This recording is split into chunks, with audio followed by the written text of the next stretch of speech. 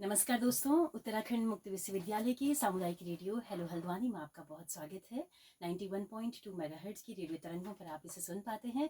आज उत्तराखंड मुक्त विश्वविद्यालय में 2 दिन का राष्ट्रीय सेमिनार हो रहा है, Uttarakhand state council for science and technology यानी कि यूकॉस्ट का। और पूरे देश भर से बहुत सारे साइंटिस्ट यहाँ पर पहुँचे हैं और इसके अलावा उत्तराखंड से भी बहुत सारे लोग पहुँचे हैं, स्टूडेंट्स पहुँचे हुए हैं। 400 विद्यार्थियों ने, रिसर्च स्कॉलर्स ने इसमें रिसर्च पेपर पढ़ने हैं और बहुत सारे टॉपिक्स पर बात होनी है, अलग अलग सेशंस होने हैं। तो हमारे साथ हैं निर्मल नियोलिया जी, जो कि राजीव गांधी नवोदय विद्यालय खटीमा में जीव विज्ञान में प्रवक्ता हैं और पिछले 17-18 सालों से यूकॉस के साथ में जुड़े हुए हैं। और उसके अलावा उत्तराखंड में विद्यालय शिक्षा में साइंस को लेकर जो भी गतिविधियां होती हैं उनमें मेंटरशिप के तौर पर, एक तरह से मार्गदर्शक के तौर पर उन सब कार्यक्रमों के साथ जुड़े रहते हैं। निर्मल नियोलिया जी, बहुत बहुत स्वागत है आपका। जी नमस्कार मैम। जी, तो आज ये जो बहुत ही महत्वपूर्ण राष्ट्रीय सेमिनार चल रहा है, मुझे लगा कि आप एक अच्छे पात्र हैं जिनसे इस पूरे सेमिनार के बारे में जाना जा सकता है, और यूकॉस को भी अगर हम जानना चाहें तो मैं चाहूँगी कि आप बताएं। जी नमस्कार।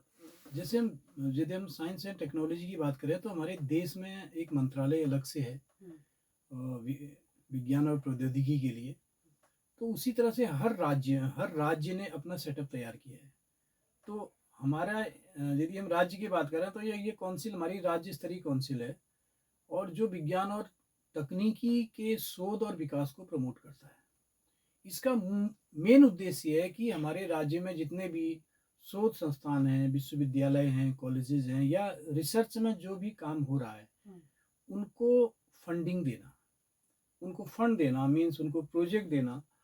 अभी हमारे यूकोस्ट के द्वारा बहुत सारे आईआईटी से लेके पंतनगर यूनिवर्सिटी, कुमाऊं यूनिवर्सिटी, सब जगह हमारी फंडिंग चल रही है। बहुत बड़े बड़े प्रोजेक्ट हैं, अलग अलग विषयों के हैं। तो एक बात तो ये, दूसरी चीज़ जैसे यहाँ पर कोई भी व्यक्ति या संस्था से जुड़ा शोधकर्ता पेटेंट कराना चाहता है या अपने शोध के लिए वो कहीं बाहर जाना चाहता है, उसको कोई असिस्टेंस चाहिए, ये सारा मुहैया कराती है। अच्छा। हमारा यूकोस्ट। दूसरा, क्योंकि हम विद्यालय शिक्षा से, स्कूल एजुकेशन से यूकोस्ट के साथ बहुत तरह की चीज़ों में जुड़े हुए हैं। एक तो हमारी जो nodal agency children science Congress की यूकोस्ट है। दूसरी, हमारे विभाग में बहुत सारे ऐसे विज्ञान कार्यशालाएं होती है विभिन्न संस्थाओं के द्वारा। तो उनको फंडिंग, जैसे स्पेक्स है तो उनको फंडिंग यूकोस्ट से होती है। और इसके अलावा जैसे अभी इसी महीने एक इनोवेशन पर एक कार्यशाला होने जा रही है।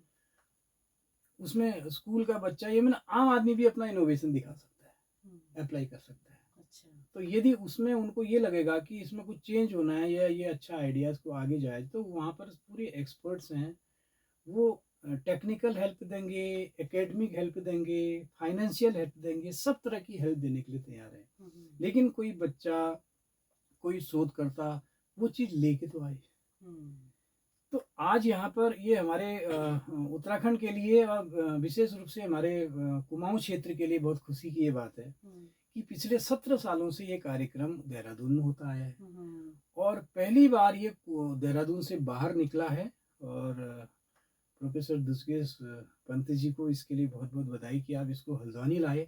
और हल्द्वानी में भी सबसे बड़ी खुशी हमें ये हो रही है कि ये यूओयू में आ रहा है यूओयू में संचालित हो रहा है। आज इसका शुभारंभ हो चुका है। और अब इस कार्यक्रम में क्या होना है, मैं जो आप जानना चाह रही थी, तो ये एक तरफ से देखें तो यूकोस का फ्लैगशिप कार्यक्रम है, यूकोस का सबसे बड़ा कार्यक्रम है और राज्य स्तर पर विज्ञान और प्रौद्योगिकी की सबसे बड़ी कांग्रेस है। दुर्भाग्य ये है कि अभी इस साल हमारी राष्ट्रीय विज्ञान कांग्रेस नहीं हो पाई। देश में जो पिछले 100 से ज्यादा सालों से चलती आ रही थी, एक बार कोलकाता में हाँ, वो कैंसिल हो गई। क्या कारण रहे, उसमें बहुत सारे सवाल भी उठे थे उसकी संचालन पर, प्रक्रिया पे। और दूसरी चीज, जो उसको मॉनिटर कर रहे हैं वो लोग, या फंडिंग, बहुत सारी चीजें हैं। कोई जैसे उसका जो वेन्यू होता है तो उसमें बहुत खर्चा आता है, बहुत व्यवस्थाएं करनी पड़ती हैं। तो अब हमारी जो गवर्नमेंट की यूनिवर्सिटीज हैं इस स्थिति में नहीं है कि वो इतना ज़्यादा खर्चा वहन कर सके। और बहुत सारी प्राइवेट यूनिवर्सिटीज़ को यदि हम लेके आगे आए तो फिर शिक्षा में जो बात कर रहे हैं कि हम प्राइवेटाइजेशन को प्रमोट करने की बात है, तो उत्तराखंड में ये साइंस कांग्रेस इस बार हुई है, राष्ट्रीय कांग्रेस नहीं हो पाई, लेकिन हमारी ये कांग्रेस हो रही है लगातार। तो पूरे हमारे ये राज्य सर हर साल होती है? ये हर साल होती है। अच्छा।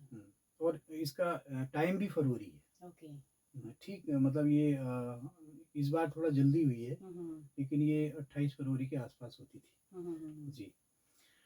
तो ये अलग अलग क्षेत्र बदलने चाहिए आपको लगता है, क्योंकि पूरे पहाड़ में है तो कभी अगर हम सीमांत जनपद में इसको रख लें तो उससे असर एक जाता है। बिल्कुल, उससे ये होता है ना कि जो रिसोर्स का मोबिलाइजेशन होता है एक तो, दूसरी चीज दूसरे इंस्टीट्यूशनों को ये थोड़ा समझ में आती है हमें प्रोग्राम कैसे संचालित करने हैं। तीसरी चीज, अभी यहाँ देखें तो हमारे कुमाऊं यूनिवर्सिटी, पंतनगर यूनिवर्सिटी, हल्द्वानी के बहुत सारे कॉलेजेस, ये सारे यहाँ पर मोबिलाइज है। अब उनकी उतनी फैकल्टी और रिसर्चर सब यहाँ जुड़ा है, तो उन लोगों को ज़्यादा मौका मिलेगा ना इसको देखने का, समझने का।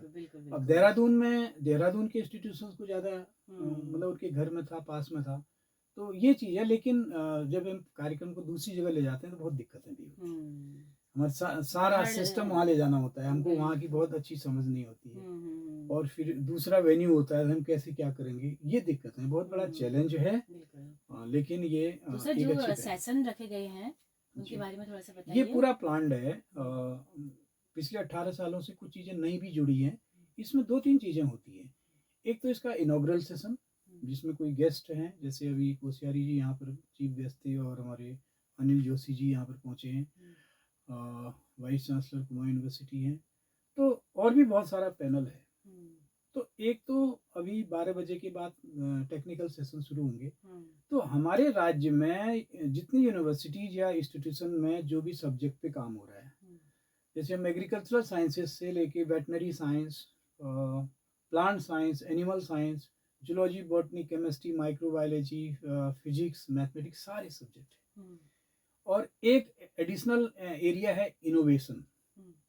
किसी भी फील्ड में कोई भी व्यक्ति या इंस्टीट्यूशन या उसके द्वारा, यदि मतलब कोई कॉमन पर्सन भी हो सकता है, उसने कोई इनोवेशन किया, कोई नई चीज़ बनाई है, नया शोध किया, तो वो भी उसमें पार्टिसिपेट करेगा। इस साल उसमें करीब 12 पार्टिसिपेंट है, और अच्छा। मैं भी उसमें एज ए पार्टिसिपेंट। अरे अच्छा। अच्छा, तो आपने क्या नया? हाँ, मेरा भी थोड़ा सा कुछ काम है रूरल एरिया में। अच्छा। सीड के स्टोरेज को लेके। ओके। कि हम लोग घर में पुराने परंपरागत बीजों को, हाँ, नए पुराने सब कर सकते हैं। अच्छा, कैसे स्टोर करें उसकी टेक्निक? हाँ, स्टोरेज का थोड़ा दिक्कत है हमारा, जो हम पारंपरिक रूप से बहुत सारी चीज़ें स्टोर करते आए हैं, जैसे बकाड़ यूज होता है, मिट्टी के बर्तन यूज होते हैं, एक टीन का बर्तन यूज है, उसमें तो उसकी मॉडल में थोड़ा डिज़ाइन में चेंज किया है। तो चेंज करने से उसको ज़्यादा यूजर फ्रेंडली बना सकते हैं। अच्छा, लौकी तुमड़ी के वो खोखले जो हाँ, होते हैं वो भी यूज होते थे। वो अच्छी बात है। लेकिन हम उसको कमर्शियलाइज नहीं कर सकते कि हम इतने लौकी तुमड़ी कहाँ ले आएंगे। फिर उसमें क्या है ना, फंगल इन्फेक्शन आता है। हाँ, वो घर के स्तर पर, लोकल स्तर पर बहुत अच्छी बात है। अच्छा। लेकिन जब हम जैसे हम गांव से शहर आ जाते हैं, या गांव हमारा थोड़ा मॉडर्न हो जाता है, तो वहाँ हमारे जो पुराने स्टोर करने के बर्तन सब गायब हो जाते हैं। अब देखिए, आप हमारे घरों में एक ड्रम भी नहीं रह गया ना। तो इसलिए कितने लोग कहा आपने? 12 लोग इस बार? नहीं, उसमें 12 करीब पार्टिसिपेंट है। अच्छा, इसी तरह से हर सब्जेक्ट में किसी 20 है, किसी में 25 है। अच्छा, मतलब तो करीब 200 से ज्यादा रिसर्च स्कॉलर, एक्सपर्ट्स, प्रोफेसर ये आएंगे। तो सर, ये रिसर्च स्कॉलर उत्तराखंड के हैं? बिल्कुल, ये हमारे उत्तराखंड राज्य में कोई भी रिसर्च इंस्टीट्यूशन, एजुकेशनल जो साइंस के फील्ड में काम कर रहा है, वो यदि बेस्ड है वहाँ जो काम हो रहा है। अब जैसे यहाँ पर मैक्सिमम हमारे IIT से आए हैं, रुड़की, FRI से हैं, ग्राफिकरा हिल यूनिवर्सिटी से हैं, दून यूनिवर्सिटी से हैं, गढ़वाल यूनिवर्सिटी से हैं, रानी चौरी में जो हिल उसका है वहाँ से हैं। हाँ, पन्नगर से तो हुआ ही, कुमाऊं यूनिवर्सिटी से लगभग कॉलेजेस। जी, और KBK से हैं। इसके अलावा जो CSIR के इंस्टीट्यूशन हमारे हैं, इंडियन इंस्टीट्यूट ऑफ पेट्रोलियम, ये लोग भी आते हैं। इस बार आए नहीं आए देखना पड़ेगा। अच्छा। और ICR की लेबोरेटरी है, जितने भी लेबोरेटरीज हैं, और इवन इसमें हमारे स्कूल एजुकेशन से भी टीचर्स आते हैं। टीचर्स हैं, बच्चे कल आए थे। बच्चे तो वो एज ए पार्टिसिपेंट, हाँ, देखने के लिए लेक्चर, मतलब हाँ, लेक्चर हुए जी जी। तो सर, जो टॉपिक्स रखे गए हैं उनके बारे में थोड़ा सा मोटा मोटा बता दीजिए। टॉपिक इस तरह से नहीं है। टॉपिक जनरली, एक तो ये सेशन है इसमें कोई टॉपिक नहीं होता, फ्री है। अच्छा। आप उस सब्जेक्ट में जो भी करें, प्लांट साइंस में जो काम कर रहा है, कोई हम्म। टैक्सोनॉमी में काम कर रहा है, कोई बायोकेमिस्ट्री में काम कर रहा है, कोई हम्म। मेडिसिनल प्लांट पे काम कर रहा है, हम्म। तो वो जिस फील्ड में काम कर रहा है उसी का वो रिसर्च लेके आता है। वो एक एब्स्ट्रैक्ट के रूप में छपता है।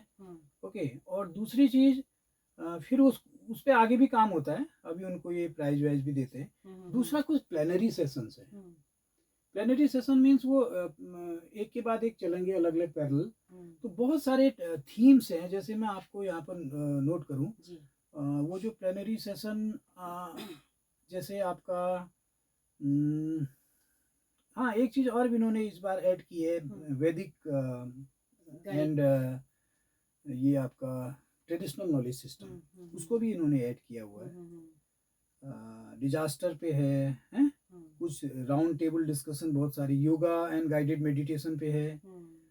Educators prospective, NEP, even new education policy पर भी 220 पर भी एक बहस है, उसमें भी एक सेशन होना है। आपदा पर एक विशेष सत्र हाँ, उस पर, और इंडिजिनस नॉलेज पर भी है। ठीक है। और भारतीय ज्ञान विज्ञान परंपरा पे भी है। तो इस तरह से कुछ सेशन ये ऐसे भी चलेंगे। और तो सर, ये जो एक्सपर्ट्स आएंगे ये बाहर के साइंटिस्ट हैं या ये भी उत्तराखंड के संस्थानों के ही हैं? नहीं, वो जो इन पैनल्स के जो एक्सपर्ट हैं वो कहीं से भी आ सकते हैं। वो तो हमारे ऑल ओवर इंडिया से आते हैं। हाँ, इस बार जैसे मुझे डीबीटी से भी कभी बुलाते हैं, कभी मीन्स मैंने देखा है कि हैदराबाद से भी लोग पहुंचे हैं। तो ऐसा नहीं है, वो तो कहीं से भी आए। और जो पैनल बनते हैं, ये जो स्कॉलर्स, जो रिसर्चर अपना रिसर्च प्रेजेंट करेगा, तो इसके भी पैनल होता है।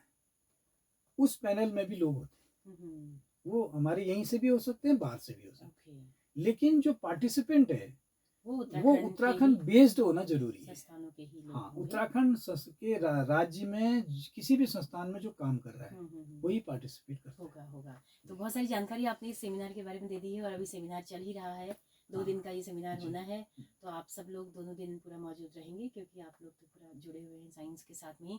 आप एजुकेशन, विद्यालयी शिक्षा में आप बहुत कुछ काम कर रहे हैं, तो हम चाहेंगे कि किसी अगली बार हम इस पर विस्तार से बात करें। बिल्कुल। क्योंकि बहुत अनुभव आपका है। और आज भी यहाँ पर जैसे कुछ लोग आए हुए हैं, तो उनसे मैं निवेदन करूंगा, बिल्कुल, और आपसे भी कहूंगा कि वो यहाँ पर 10 मिनट में आके जितना अधिक से अधिक वार्ताएं हम रिकॉर्ड कर सकें। तो बहुत शुक्रिया न्यूलिया जी, आपने इतना काम आपका वहाँ पर हो रहा है, फिर भी आपने वक्त दिया हमारे श्रोताओं के लिए, बहुत बहुत शुक्रिया आपका। तो दोस्तों, इस सेमिनार में आप सब लोग भी आ सकते हैं। 2 दिन की साइंस कांग्रेस है, इसको आप लोग भी अटेंड कर सकते हैं। एक साइंटिफिक टेम्परामेंट लेकर आप यहाँ से जा सकते हैं। तो बहुत शुक्रिया इस बातचीत को सुनने के लिए। तो इसी के साथ निर्मल न्यूलिया जी के साथ में अपनी रेडियो मित्र सुनीता भास्कर को दीजिए इजाजत। नमस्कार।